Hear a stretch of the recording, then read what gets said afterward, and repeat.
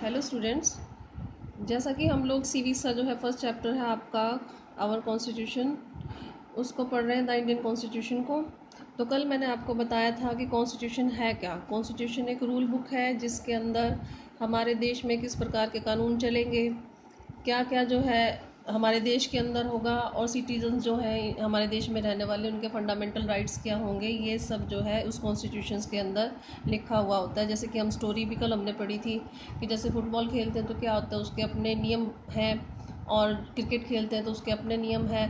अगर एक भी नियम अगर चेंज होता है तो उससे क्या होता है, पूरे का पूरा गेम जो है वो चेंज हो जाता है। तो इसी प्रकार से हमारे कॉन्स्टिट्यूशन के अंदर क्या है, हमारे देश की जो नेचर है उसके बारे में लिखा हुआ है कि हमारा देश किस प्रकार का है, यहाँ की जो सोसाइटीज़ हैं वो किस प्रकार की हैं, और जो सिटीजन्स हैं वो किस प्रकार से चाहते हैं कि उनके देश को ऊपर जो है वो शासन किया जाए।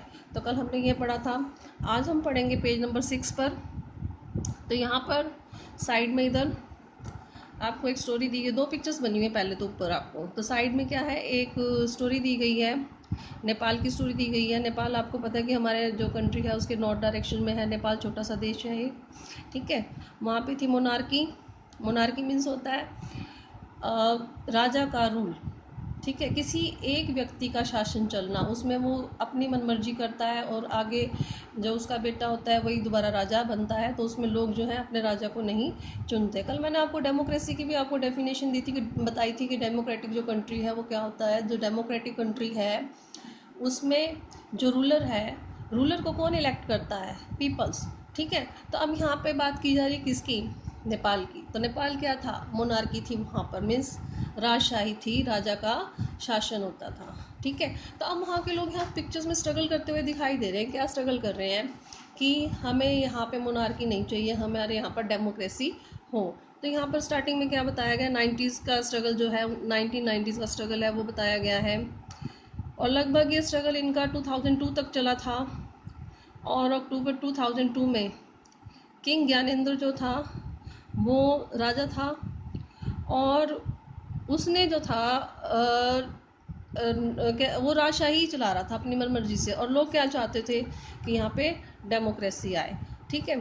तो 2005 के अंदर जो है वहाँ पर गवर्नमेंट को फाइनली जो था चुना गया, और वहाँ पर डेमोक्रेसी आई, और उसके बाद वहाँ पर जो है कॉन्स्टिट्यूशन को बनाने का काम शुरू हुआ। तो वो जो कॉन्स्टिट्यूशन था वो ऑलमोस्ट 2015 के अंदर बनकर उनका तैयार हुआ था।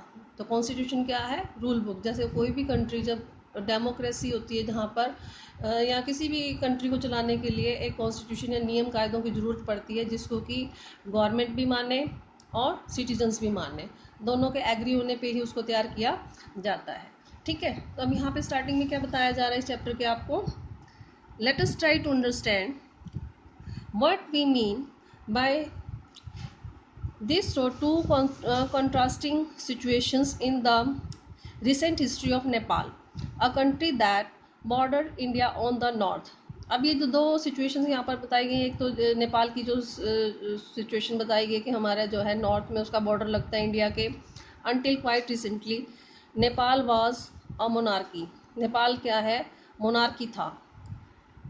The previous constitution of Nepal, which had been adopted in 1990s, अब जो उससे पहले का जो कॉन्स्टिट्यूशन था 1990 से पहले का, reflected the fact that the final authority rested with the king, जो मतलब फाइनल अथॉरिटी डिसीजन लेने की वो किसके हाथ में होगी, जो 90 से पहले तक कॉन्स्टिट्यूशन था राजा के हाथ में होगी। अब people's movement in Nepal for for several decade, decade होता है, एक डिकेड होता है 10 ईयर्स का। तो यहाँ डिकेड्स की बात कर रहे हैं तो मतलब कई दशकों तक जो है डेमोक्रेसी लाने की यहाँ पर कोशिश करते रहे यहाँ के लोग जो हैं फाइट करके। और 2006 के अंदर they finally succeeded in putting an end to the power of king, उन्होंने 2006 के अंदर क्या किया, जो राजा की पावर थी उसको ख़त्म कर दिया। क्लियर है यहाँ तक। Now the people have to write a new constitution to establish Nepal as a democracy. अब जो लोग थे उनको क्या था, अब चाहिए था, किस चीज़ की ज़रूरत थी, एक नए कॉन्स्टिट्यूशन की, ताकि नेपाल के अंदर डेमोक्रेसी आ सके। The reason that they do not want to continue with the previous constitution, reason ये था कि जो पहले इनका मोनार्की सिस्टम में जो इनका कॉन्स्टिट्यूशन था उसको वो अपने साथ जो है कंटिन्यू नहीं करना चाहते थे। क्यों? क्योंकि क्या मोनार्की सिस्टम था तो उसमें किसकी फाइनल चलती थी? राजा की चलती थी। ठीक है, राजा की मनमर्जी ही चलती थी उसमें। Because it does not reflect the ideal of the country, इसमें जो कंट्री है उसका आइडल नहीं नजर आता था उन लोगों को। That they want Nepal to be, जैसा कि वो चाहते थे नेपाल हो, and that they have fought for, जिसके लिए कि उन्होंने संघर्ष किया था, वो प्रीवियस कॉन्स्टिट्यूशन के अंदर उनको नज़र नहीं आता था, तो इसलिए वो नया कॉन्स्टिट्यूशन चाहते थे। यहाँ तक क्लियर हो गया बेटा? तो अब इसके बाद नेक्स्ट है पैराग्राफ, पेज नंबर 6 पे second paragraph. As in the game of football, जैसा कि जो फुटबॉल का गेम होता है, in which change in the constitutive rules, जिसके अंदर कोई भी अगर रूल का अगर चेंज कर दिया जाए, द गेम ऑल टुगेदर, तो गेम ही सारा क्या होता है, बदल जाएगा कोई भी अगर रूल को चेंज करेंगे तो।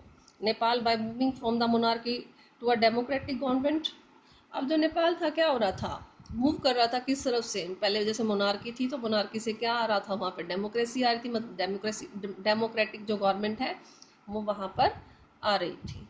Need to change all the constitutive rules in order to usher in a new society, मतलब वो सारे के सारे जो पहले के रूल्स थे उनको क्या करना चाहते थे, एक नई सोसाइटी को लेकर आने के लिए, भाई नई सोसाइटी बनाने के लिए, नया देश बनाने के लिए उन सबको वो बदलना चाहते थे। This is why the people of the Nepal are in the process of a new constitution for the country.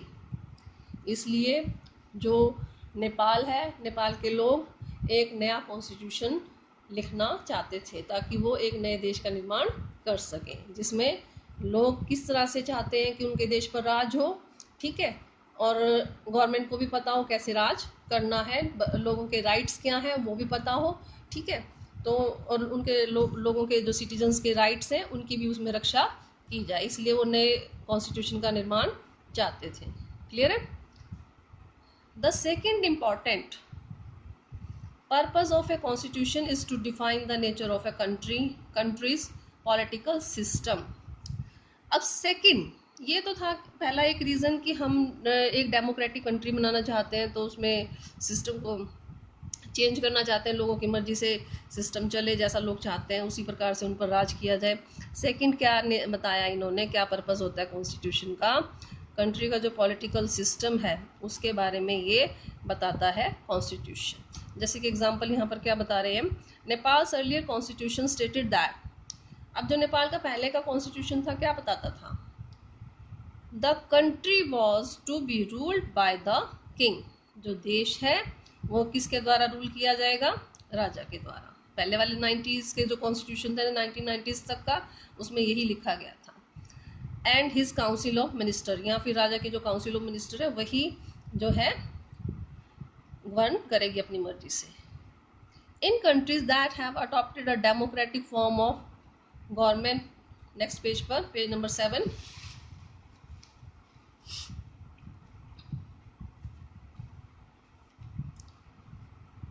अब ऐसे देश जिसके अंदर अडॉप्ट किया जाता है डेमोक्रेटिक फॉर्म ऑफ गवर्नमेंट को या राजनीति को, the constitution plays a crucial role in laying out certain important guideline that govern decision making within these societies.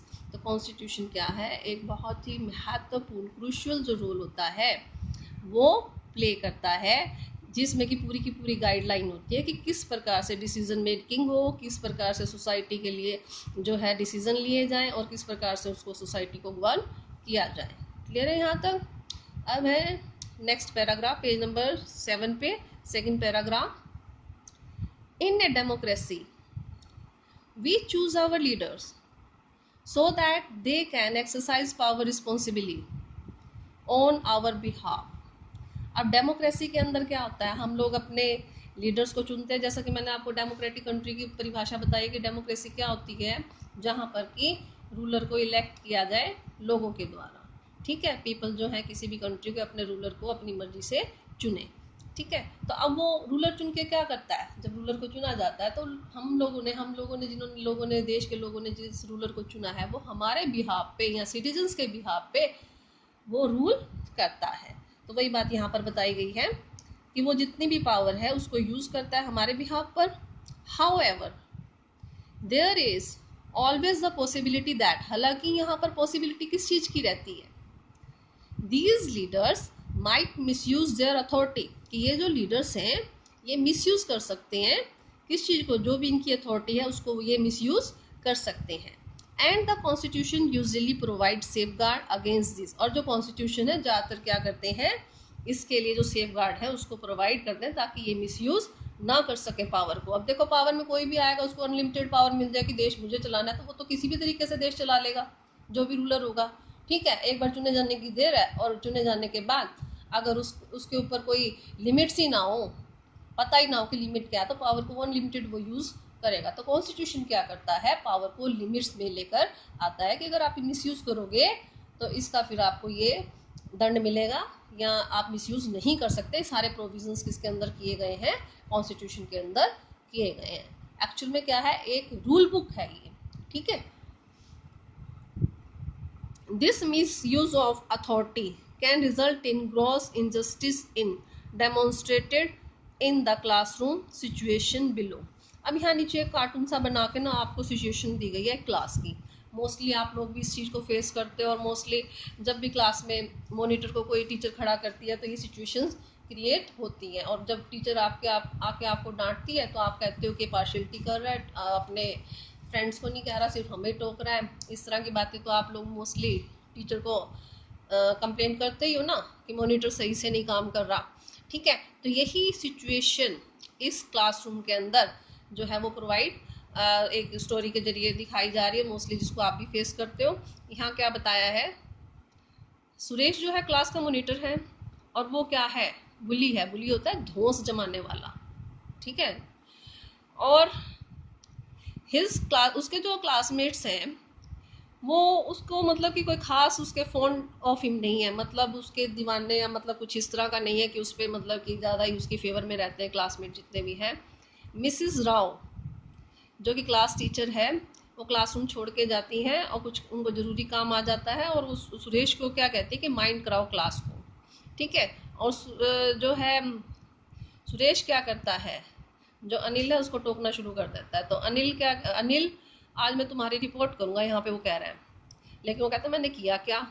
ठीक है, अब जैसे टीचर क्लास के अंदर एंट्री होती है, मोस्टली ये सीन तुम्हारे आगे आंखों के आगे तुम्हारी क्लास में भी होता है, तो तुम लोग भी ऐसा ही रिएक्ट करते हो। ठीक है, तो ये क्या बता रहे हैं यहाँ पे कि मैम जब आप चले गए थे तो ये बहुत ही ज़ोर से चिल्ला रहा था, बोल रहा था और डिस्टर्ब कर रहा था क्लास को, और ये मेरी बात को नहीं सुन रहा था।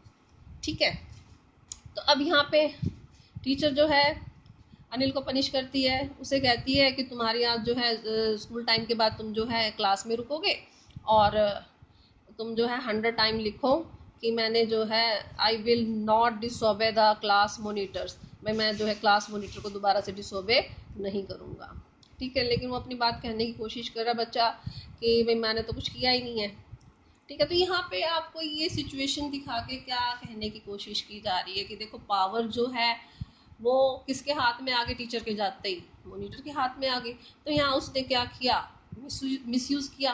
क्यों किया, क्योंकि कोई उसके ऊपर रोक टोक नहीं है।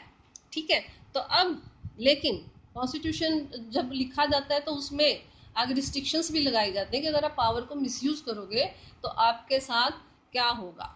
क्लियर है, तो इसलिए नेक्स्ट पैराग्राफ के अंदर यही बात जो है वो बताई गई है। इन ए डेमोक्रेटिक सोसाइटी, जो डेमोक्रेटिक सोसाइटीज़ हैं, the constitution often lays down rule that guard again this misuse of authority by our political leaders. तो अब उसके अंदर क्या लिखा गया है, रूल्स लिखे गए हैं जो कि गार्ड करते हैं, गार्ड मीन्स रक्षा करते हैं किसकी, कि अगर कोई अथॉरिटी या पॉलिटिकल जो लीडर है अगर वो मिसयूज करता है पावर को, ठीक है, तो किस प्रकार से रक्षा की जाए कि वो मिसयूज ना करें। In the case of Indian constitution, जो इंडियन कॉन्स्टिट्यूशन के केस में अगर हम देखते हैं, about which you will read more later in this chapter, जो कि हम इसके चैप्टर में एंड में पढ़ेंगे, many of these laws are contain in the section of fundamental rights. बहुत सारे जो लॉज है वो बताए गए हैं फंडामेंटल राइट्स के अंदर। फंडामेंटल राइट्स जैसे लास्ट टाइम भी आप लोगों ने किया हुआ है। Do you recall the chapter on the Dalit writer Om Prakash Valmiki's experience in school from your class 7th book? जैसा कि 7th जो क्लास की बुक थी आपकी एसएस की, उसके अंदर ओम प्रकाश वाल्मीकि जो कि दलित था, उसके साथ स्कूल टाइम में कैसा बिहेव किया जाता था, वो स्टोरी आपने पढ़ी हुई है। In that chapter we talk about the discrimination Om Prakash faced. इस चैप्टर के अंदर हम क्या देखेंगे कि जो डिस्क्रिमिनेशन होता है, भेदभाव, जो भेदभाव ओम प्रकाश ने देखा, बिकॉज क्योंकि ही वॉज दलित, वो दलित था, ठीक है, दलित होने की वजह से उसके साथ भेदभाव किया था, ठीक है। You read about how the constitution guarantees the right to equality to all person. अब तुम क्या पढ़ोगे कि जो कॉन्स्टिट्यूशन है किस प्रकार से गारंटी देता है, किस राइट की, राइट टू इक्वेलिटी, बराबरी का अधिकार, समानता का अधिकार, टू ऑल पर्सन, सभी पर्सन्स को, एंड सेज दैट, और क्या बताता है, that no citizen can be discriminated against on ground of, किसी भी सिटीजन के साथ भेदभाव नहीं किया जा सकता, किस आधार पर, रिलीजन के आधार पर, रेस के आधार पर, कास्ट के आधार पर, जेंडर के आधार पर, या फिर प्लेस ऑफ बर्थ के आधार पर। जैसे कई बार लड़का लड़की में भी भेद कर लिया होता है जेंडर के आधार पर, भाई किसी जगह पर कोई पैदा हो जाए, कोई प्लेस ऑफ बर्थ के अकॉर्डिंग, तो किसी भी रीज़न की वजह से जो है किसी भी व्यक्ति के साथ भेदभाव नहीं किया जा सकता। ये है right to equality. The right to equality is one of the fundamental right. ये जो राइट टू इक्वेलिटी है, ये एक फंडामेंटल राइट है जो कि guaranteed by the Indian constitution, जो इंडियन कॉन्स्टिट्यूशन के द्वारा गारंटेड है, मतलब जो सिटीजन्स को राइट दिए गए हैं उनमें से ये एक राइट है। तो आज इतना ही, और इसको अच्छे से आप पढ़ लेना, अगर कोई प्रॉब्लम हो तो मुझसे डिस्कस कर लेना। Thank you.